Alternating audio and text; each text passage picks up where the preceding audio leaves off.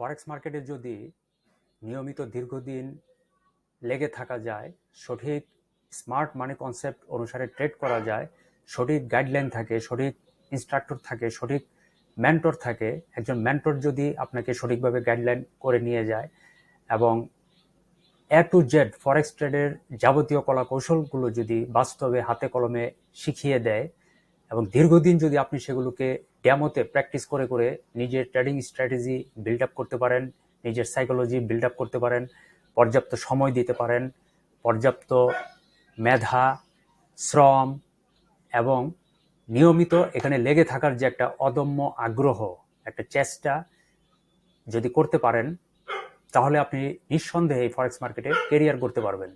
অনলাইনে সবচেয়ে সেরা কেরিয়ার হচ্ছে ফরেক্স মার্কেটে প্রতিষ্ঠিত হওয়া। ফরেক্স মার্কেটে ট্রেড করতে হলে আপনাকে দীর্ঘদিন সময় দিতেই হবে, এর কোনো বিকল্প নাই। আর ধৈর্য, প্রচণ্ডভাবে ধৈর্য ধরতে হবে, প্রচণ্ড ধৈর্যের প্রয়োজন এখানে। আর লোভকে কন্ট্রোল করতে হয়, যেহেতু এটা নগদ ডলারের মার্কেট। এখানে $1 প্রফিট হলো, $2 প্রফিট হলো, $3 প্রফিট হলো, তাহলে কিন্তু এখানে আমাদের সবারই প্রচণ্ড লোভ চলে আসে। এই লোভটাকে আমাদের কন্ট্রোল করতে হবে এবং সবসময় মনে রাখতে হবে যে এখানে যে ধরনের ডিসিপ্লিন আছে, যে ধরনের সিস্টেম আছে, স্ট্র্যাটেজি আছে, স্ট্র্যাটেজির বাইরে আমাদেরকে ট্রেড করা যাবে না। কখন কোথায় আমরা কিনবো, কখন কোথায় আমরা বিক্রি করব, কখন কোথায় আমরা এন্ট্রি করব, কখন কোথায় আমরা ক্লোজ করব, সব কিছুরই এখানে একটা ডিরেকশন আছে, একটা কনসেপ্ট আছে, সিস্টেম আছে। না থাকলে এই মার্কেটে কেউই সঠিকভাবে ট্রেড করতে পারতো না, কেউই এখানে সফল হতে পারতো না। যেহেতু 5% এখানে প্রফেশনাল ট্রেডার, ওনারা নিয়মিত এখানে প্রফিট করছেন। ওয়ার্ল্ড ওয়াইড এখানে 5% প্রফিটেবল ট্রেডার আছেন। তো সেই 5% ট্রেডাররা অবশ্যই সেই স্মার্ট মানি কনসেপ্ট অনুসারেই ট্রেড করে থাকেন। তারা খুবই ডিসিপ্লিনড, হাইলি ডিসিপ্লিনড, নিজেদেরকে কন্ট্রোলে রাখেন এবং মার্কেটের যে সঠিক স্ট্র্যাটেজি অনুসারে তারা ট্রেড করেন। তাদের খুব ভালো মেন্টর আছে, কয়েকজন মেন্টর থাকে। এইসব মেন্টরদের তত্ত্বাবধানে থেকে তারা ডিসিপ্লিনড হয়ে সঠিকভাবে ট্রেড করছেন এবং প্রফিট করে যাচ্ছেন। তারাই হচ্ছেন 5% প্রফিটেবল ট্রেডার, 5% সফল ট্রেডার। তো তাদের যে স্মার্ট মানি কনসেপ্ট, সেটা ইউরোপ আমেরিকাতে বড় বড় ইনস্টিটিউটগুলোতে প্রচুর টাকার বিনিময়ে দীর্ঘদিন হাতে কলমে শেখানো হয়, যেটা আমাদের এখানে নাই, আমরা সেটা পাই না। সেজন্য আমরা এখানে উল্টাপাল্টা ভুলভাল ট্রেড করি, মনে করে যে এখানে আসলেই আমরা রাতারাতি ধনী হয়ে যাব, রাতারাতি কোটিপতি হয়ে যাব। কিছু ট্রেড করলাম, কিছু প্রফিট হলো, আবার উড়াধুরা ট্রেড করলাম, ফর্মও ট্রেড করলাম, কিছু লস হলো, তখন রিভেঞ্জ ট্রেড শুরু করলাম। এইভাবে কিন্তু আমরা এখানে আমাদের পকেটের কষ্টের টাকাগুলো লস করে দিয়ে অবশেষে মার্কেটকে দোষারোপ করে আমরা এখান থেকে বের হয়ে যাচ্ছি। আসলে কিন্তু এগুলো সম্পূর্ণ ভুল। কারণ এই মার্কেটের যে কনসেপ্ট আছে, সঠিক যে দিক নির্দেশনা আছে, সেটা আমাদের নাগালের অনেক বাইরে। এখানে আমাদের সঠিক মেন্টর নাই। দ্বিতীয় হচ্ছে, এখানে আমরা পর্যাপ্ত সময় দিতে পারি না। আমরা বিভিন্ন পেশায় নিয়োজিত থাকি, কেউ চাকরি করি, কেউ ব্যবসা করি, বিভিন্নভাবে আমরা ক্লান্ত থাকি, আমরা সাইকোলজিক্যালি অনেক উইক থাকি। তারপরে বিশ্রামের ফাঁকে ফাঁকে আমরা মার্কেট দেখি। একদিকে আমাদের সঠিক দিক নির্দেশনা নাই, মেন্টর নাই, সঠিক কনসেপ্ট আমরা জানি না। অন্যদিকে আমরা সঠিকভাবে সময় দিতে পারি না, এলোমেলোভাবে আমরা এখানে সময় দিই আর মনে করি যে এখান থেকে ফাও কিছু ইনকাম করে নেই। আসলে এইসবই হচ্ছে আমাদের এই মার্কেটে ব্যর্থ হওয়ার মূল কারণ, লসের মূল কারণ। এখানে কেরিয়ার করতে হলে দীর্ঘ বছর সময় দিতে হবে, একটানা এখানে প্র্যাকটিস করে যেতে হবে, ডেমো প্র্যাকটিস করে যেতে হবে। যখন আপনি দেখবেন যে ডেমো প্র্যাকটিসে কয়েক মাস, এক বছর আপনি রেগুলার প্রফিট করছেন কমপক্ষে 6 মাস, তখন গিয়ে আপনি কিছু সেন্ট অ্যাকাউন্টে আপনি ট্রেড করে নিজেকে ইস্টাবলিশ করতে পারেন। তারপর আস্তে আস্তে স্ট্যান্ডার্ড অ্যাকাউন্টে গেলেন ধীরে ধীরে। যেহেতু আমাদের এখানে ফরেক্স মার্কেটে ব্যবসা করাটা খুবই ঝুঁকিপূর্ণ, আমরা সবাই জানি যে 95% ট্রেডার এখানে লুজার।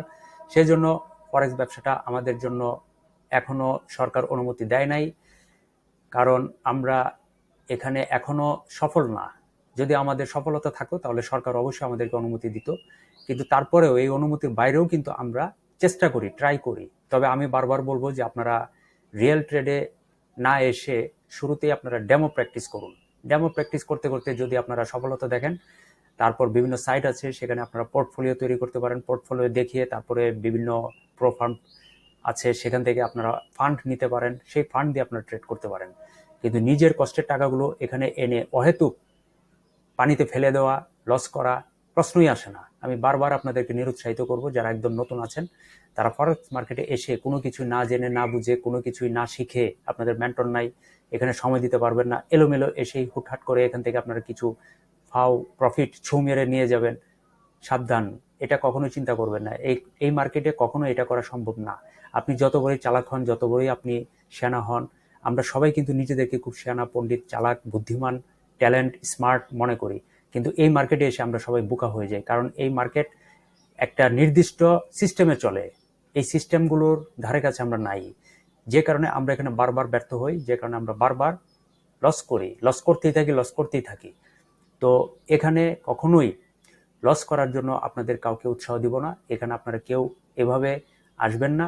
যদি কেউ আসেন তাহলে অবশ্যই ডেমো প্র্যাকটিস করবেন। ডেমো প্র্যাকটিস করে করে নিজেকে বিল্ড আপ করবেন, নিজের স্ট্র্যাটেজিগুলো আপনারা ডেভেলপ করতে পারেন, নিজের সাইকোলজিকে আপনারা ডেভেলপ করতে পারেন, মাইন্ড সেট আপ করতে পারেন, সময় দিয়ে দেখতে পারেন যে আপনি এখানে ফুল টাইম সময় দিতে পারছেন কিনা, ধৈর্য ধরতে পারছেন কিনা, লাইভ মার্কেটে দেখে আপনারা নিজেদেরকে কন্ট্রোলে রাখতে পারছেন কিনা, ডিসিপ্লিন হতে পারছেন কিনা, এই বিষয়গুলো প্রথমে ডেমো প্র্যাকটিস করে করে যাচাই বাছাই করতে পারেন।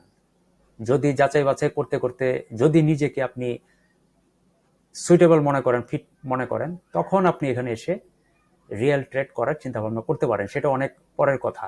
আগে আপনি ডেমো প্র্যাকটিস করে করে দেখেন নিজেকে এখানে অ্যাডজাস্ট করতে পারবেন কিনা। যদি নিজেকে এখানে এস্টাবলিশ করতে পারেন এই ফরেক্স মার্কেটে, লাইফ টাইম ইনকাম করতে পারবেন, একেবারে লাইফ টাইম। মার্কেটও আছে, আপনিও আছেন, এখানে লাইফ টাইম ইনকাম করার সুযোগ আছে। কিন্তু এই সুযোগ নিতে হলে আপনাকে প্রচণ্ড ধৈর্য, তীব্র আগ্রহ এবং কেরিয়ার গড়ার জন্য যত ধরনের সময়, শ্রম, মেধা লেগে থাকার মতো সামর্থ্য, যোগ্যতা সবকিছু আপনাকে এখানে প্রমাণ করতে হবে, দিতে হবে। দেন আপনি এখানে গিয়ে নিয়মিত প্রফিট করার চিন্তা করতে পারবেন। সেটা অনেক সময় সাপেক্ষ ব্যাপার।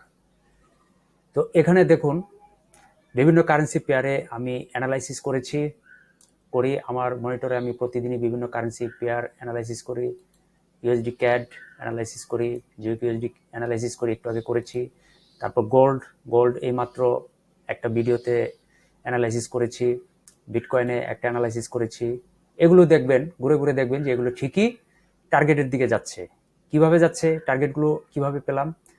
ওই যে ফান্ডামেন্টাল কিছু অ্যানালাইসিস করতে হয়, টেকনিক্যাল অ্যানালাইসিসের সাথে মিলিয়ে তারপর অ্যানালাইসিস করতে হয়।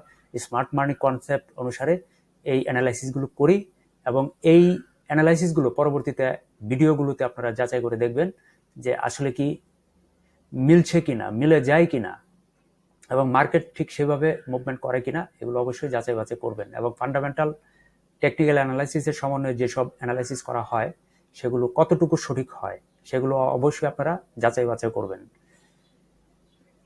এখন আসুন ইউরোএসডিতে একটা অ্যানালাইসিস করি। ইউরোএসডিতে আমি সেল টার্গেটে আছি। এখানে কেন আমি এখানে সেল টার্গেটে আছি তার কিছু লজিক দেখে নিন। সেটা হচ্ছে, এখানে দেখুন, এখানে কিন্তু এই যে ট্রেডাররা এখানে হায়ার হাই করার চেষ্টা করেছিল, কিন্তু এখানে করতে পারে নাই। এখানে পরবর্তীতে কিন্তু বড় ধরনের বিয়ারিশ মোমেন্টাম হয়েছে। এই যে দেখাই যাচ্ছে বিয়ারিশ মোমেন্টাম, আবার পুলব্যাক, আবার এখানে বিয়ারিশ মোমেন্টাম, আবার ট্রেডাররা এখানে ব্রেকআপ করার চেষ্টা করেছিল, রেজিস্ট্যান্স জোনটিকে, করতে পারে নাই। আবার এখানে সেলাররা এখানে সেল করেছে, আবার এখানে বাই করেছে, বাই করতে করতে আবার রেজিস্ট্যান্স জোনে এসে ব্রেকআপ করার চেষ্টা করেছিল, কিন্তু ব্রেকআপ করতে পারে নাই। আবার এখানে বুলিশ কন্টিনিউশন হয়েছে, আবার এখানে কিছুটা পুলব্যাক হয়েছে।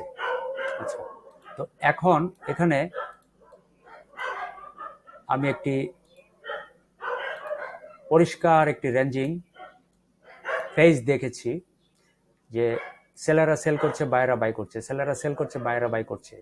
এখানে উপরের কিন্তু রেজিস্ট্যান্স জোনটিকে ব্রেকআপ করতে পারে নাই, এবং নিজের যে সাপোর্ট জোনটি, এই সাপোর্ট জোনটিকে ব্রেকডাউন করেছে, ব্রেকডাউন করে এখানে কিন্তু কিছুটা পুলব্যাক করেছে। তাহলে এখানে অবশ্যই আমি বেয়ারিশ কন্টিনিউশন আশা করতে পারি। দেখুন, এখানে কিন্তু ব্রেকডাউন হয়েছে, এই সাপোর্ট জোনটি কিন্তু এখানে ব্রেকডাউন হয়েছে, ব্রেকডাউন হতে এখানে কিছুটা পুলব্যাক হয়েছিল। তাহলে পরবর্তীতে আমি এখানে বেয়ারিশ কন্টিনিউশন আশা করতেই পারি, কারণ এখানে একটি সাপোর্ট জোন আছে, এই যে একটি সাপোর্ট জোন আছে, এবং এইখানে আরো একটি সাপোর্ট জোন আছে। এই যে আমি কিন্তু এখানে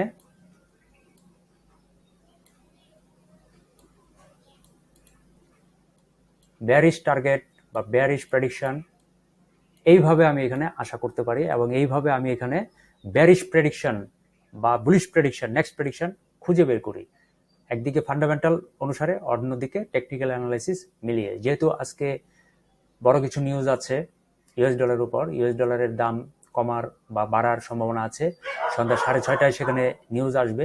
নিউজ আসলে পরে যদি ইউএস ডলারের দাম বেড়ে যায়, তাহলে ডেফিনেটলি এখানে ইউরো এইচডির পেয়ারটির দাম কমে যাবে, অর্থাৎ ট্রেডার এখানে সেল এন্ট্রি শুরু করতে পারে।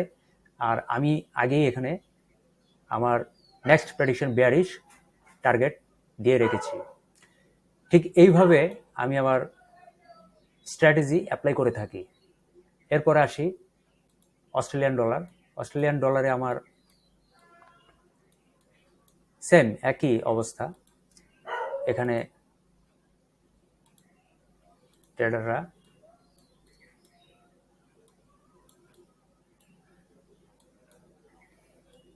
এই যে প্রথমে এখানে কিন্তু ট্রেডাররা বুলিশ মুভমেন্ট আমার করতে পারে নাই, ফলে এখানে কি হয়েছে,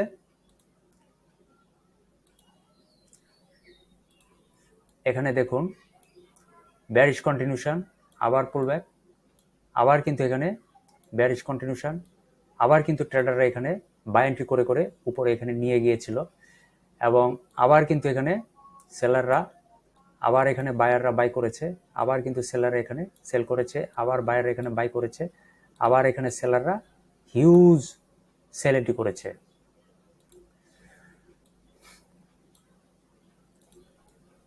এরপর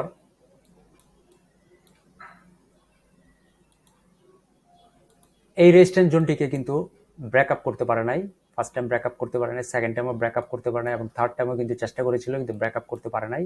উল্টা এখানে সেলাররা এসে সেল এন্ট্রি করতে করতে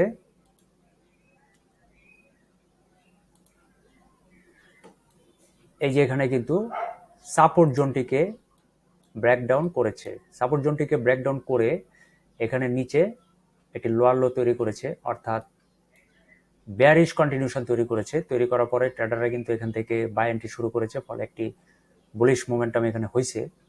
তো বুলিশ মোমেন্টাম হওয়ার পরে এটাকে আমি বলবো যে বেয়ারিশ কন্টিনিউশন এবং ব্রেকডাউন, এবং এই মুহূর্তে এটি পুলব্যাক করে একটু রিট্রেস নিচ্ছে, কারণ নেক্সট টাইমে যে বড় নিউজগুলো আসছে ইউএস ডলারের উপর, সেখান থেকে মার্কেট প্রাইস নতুন করে একটি মোমেন্টাম তৈরি করবে।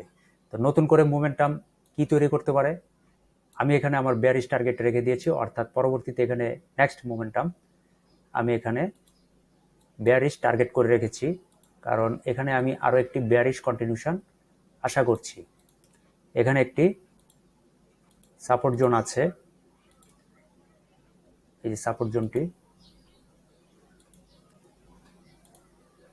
এই সাপোর্ট জোনে আসবে, এবং এই সাপোর্ট জোনটি যদি ব্রেকডাউন করে বসে, তাহলে ডেফিনেটলি সে পরবর্তী নিচের যে সাপোর্ট জোনটি আছে সেখানে চলে যেতে পারে। এই জন্য আমি এখানে নেক্সট প্রেডিকশন বেয়ারিশ মোমেন্টাম টার্গেটে রেখে দিয়েছি। এরপরে আসি নিউজিল্যান্ড ডলার। নিউজিল্যান্ড ডলার এই যে দেখেন, এখানে নতুন করে আর হায়ার হাই করতে পারে নাই, নতুন করে বুলিশ ট্রেন্ড তৈরি করতে পারে নাই, অর্থাৎ ট্রেডাররা এখানে বুলিশ মোমেন্টাম আর তৈরি করতে পারে নাই। ফলে কি হয়েছে, ট্রেডাররা এখানে সেল এন্ট্রি করেছে। এই যে দেখেন bearish continuation, pullback, bearish continuation, pullback, bearish continuation, pullback, pullback, bearish continuation, এইভাবে একটি লম্বা একটি বেয়ারিশ কন্টিনিউশন তৈরি করছে। এখন এই মুহূর্তে প্রাইস এই সাপোর্ট জোনটিতে ভেঙে আসা, এই সাপোর্ট জোনটিতে দেখুন, এটি কিন্তু পূর্বের ভেঙে আসা সাপোর্ট জোন। এখানে একটি স্ট্রং সাপোর্ট জোন ছিল, এই সাপোর্ট জোনটিকে ভেঙে ব্রেকডাউন করে এখানে নিচে আরও একটি বেয়ারিশ কন্টিনিউশন, আরও একটি লোয়ার লো তৈরি করেছে। এবং তৈরি করার পরে এখানে যে নিচের যে আরও একটি সাপোর্ট জোন, এই সাপোর্ট জোনে আসার পরেই ট্রেডাররা এখান থেকে বাই এন্ট্রি করেছিল। ফলে প্রাইস এই মুহূর্তে এখান থেকে বুলিশ মোমেন্টাম করে একেবারে এই ভেঙে আসা পিছনের উপরের রেজিস্ট্যান্স জোনে টেস্ট করেছে। এখন ট্রেডাররা এখানে সেল মোডে যেতে পারে। কেন সেল মোডে যাবে? ওই যে বলেছি ফান্ডামেন্টাল অ্যানালাইসিস, যেখানে সন্ধ্যা 6:30টায় নিউজ আসছে ইউএস ডলারের উপর, ইউএস ডলারের দাম বাড়তে পারে। যদি ইউএস ডলারের দাম বেড়ে যায় তাহলে নিউজিল্যান্ড ডলারের দাম স্বাভাবিকভাবে কমে যাবে। যদি কমে যায় তাহলে এখানে একটি বেয়ারিশ কন্টিনিউশন দেখবো বলে আশা করছি। সেই জন্য আমি আমার টার্গেট এখানে বেয়ারিশ করে রেখেছি। এখান থেকে প্রথমত এই যে একটি সাপোর্ট জোন আছে, এই সাপোর্ট জোনে হিট করবে। যদি এই সাপোর্ট জোনটিকে ব্রেকডাউন করে বসে তাহলে নিচে আরও একটি সাপোর্ট জোন আছে, সেই সাপোর্ট জোনে চলে আসবে। এই হচ্ছে আমার বেয়ারিশ প্রেডিকশন। তো বেয়ারিশ প্রেডিকশনে আমি কিভাবে যাই, বুলিশ প্রেডিকশনে আমি কিভাবে যাই, সেই স্মার্ট মানি কনসেপ্ট অনুসারে ফান্ডামেন্টাল এবং টেকনিক্যাল অ্যানালাইসিস মিলিয়ে আমি আমার next prediction bullish, next prediction bearish বোঝার চেষ্টা করি এবং সেই মোতাবেক আমি আমার টেকনিক্যাল অ্যানালাইসিসগুলো সাজিয়ে রাখি। আপনারা এই যে আমার ইউরো ইউএসডি দেখলেন, এই যে অস্ট্রেলিয়ান ডলার দেখলেন, এই যে বিটকয়েন, গোল্ড বা এই যে জিওপিএসডি, সব কিছু যে দেখলেন, এগুলো পরবর্তী ভিডিওগুলোতে মিলিয়ে দেখবেন বা লাইভ মার্কেটে মিলিয়ে দেখবেন। আজকে, কালকে, পরশুদিন বা আগামী সপ্তাহে প্রাইস কি ঠিকই এই টার্গেটের দিকে যাচ্ছে কিনা। যদি প্রাইস এই টার্গেটের দিকেই মুভমেন্ট করে তাহলে এখানে বোঝা যায় যে হ্যাঁ, প্রফেশনাল ট্রেডার যারা বা 5% ট্রেডার যারা, তারা এইভাবেই নিয়মিত প্রফিট করে যাচ্ছেন এবং প্রফিট করছেন। কিন্তু বিষয়টা খুবই সময় সাপেক্ষ ব্যাপার, খুবই ধৈর্যের ব্যাপার, খুবই ডিসিপ্লিনের ব্যাপার, খুবই শিক্ষার ব্যাপার এবং লোভ সংবরণের ব্যাপার এবং অনেক ধৈর্য নিয়ে, সময় নিয়ে শেখার বিষয়। একদিনে, 2 দিনে, 1 মাসে, 2 মাসে, 1 বছরেও আপনি এটা আয়ত্ত করতে পারবেন না, শিখতে পারবেন না। কারণ এখানে লোভের বিষয় আছে, ধৈর্যের বিষয় আছে, লেখাপড়ার বিষয় আছে, মেন্টরের বিষয় আছে। প্রচুর এখানে স্টাডি করতে হয়। স্টাডি করতে করতে করতে করতে তারপরে আপনি গিয়ে এখানে সেটেল হতে পারবেন, মার্কেটের সাথে নিজেকে অ্যাডজাস্ট করতে পারবেন। প্রচুর সময় দিতে হবে। আপনার সময় নেই, আপনি চাকরি করছেন, সময় নাই, আপনি ক্লান্ত, আপনার এখন ব্রেইন, মাথা কাজ করছে না বা আপনি এখানে অ্যানালাইসিস করতে পারছেন না, তো এই ব্যবসা আপনার জন্য না। আপনি ব্যবসা করছেন, অন্যান্য ব্যবসার পাশাপাশি এই ব্যবসায় আপনি তেমন একটা সময় দিতে পারছেন না, এদিকে ব্রেইন খাটাতে পারছেন না, মেধা খাটাতে পারছেন না, সঠিক মেন্টর নাই, সঠিক লেখাপড়া পাচ্ছেন না, সঠিক কনসেপ্ট আপনার কাছে নাই, এই ব্যবসা আপনার জন্য না। কারণ ফরেক্স ব্যবসাটা খুবই ঝুঁকিপূর্ণ, এই ব্যবসা সবার জন্য প্রযোজ্য না। যে কারণে এখানে ওয়ার্ল্ড ওয়াইড 95% ট্রেডার এখান থেকে ঝরে যাচ্ছেন, পড়ে যাচ্ছেন। এটার মূল কারণই হচ্ছে এই ব্যবসা সবার জন্য না। তো মূলত হচ্ছে বিভিন্ন কারেন্সি পেয়ার, ইউরোএসডি টার্গেট দেখবেন পরবর্তীতে কোথায় যাচ্ছে, নিউজিল্যান্ড ডলার পরবর্তীতে কোথায় যাচ্ছে, অস্ট্রেলিয়ান ডলার পরবর্তীতে কোথায় যাচ্ছে, বিটকয়েন পরবর্তী কোথায় যাচ্ছে, গোল্ড পরবর্তীতে কোথায় যাচ্ছে, জিপিএসডি পরবর্তীতে কোথায় যাচ্ছে। এই সব কিছু আপনারা মিলিয়ে দেখবেন যে আসলে কি টার্গেটের দিকে যাচ্ছে কিনা। যদি টার্গেটের দিকে যায় তাহলে বোঝা যাবে এখানে পরিষ্কার যে হ্যাঁ, ফরেক্স মার্কেটে আসলেই এখানে রিয়েল কনসেপ্ট আছে এবং সেই কনসেপ্ট অনুসারে যে কোনো কারেন্সি পেয়ারে ট্রেড করলে পরে কিছু হলেও প্রফিট আসবে। এবং এইভাবেই 5% ট্রেডাররা ট্রেড করছেন এবং প্রফিট করছেন। ধন্যবাদ সবাইকে দেখার জন্য।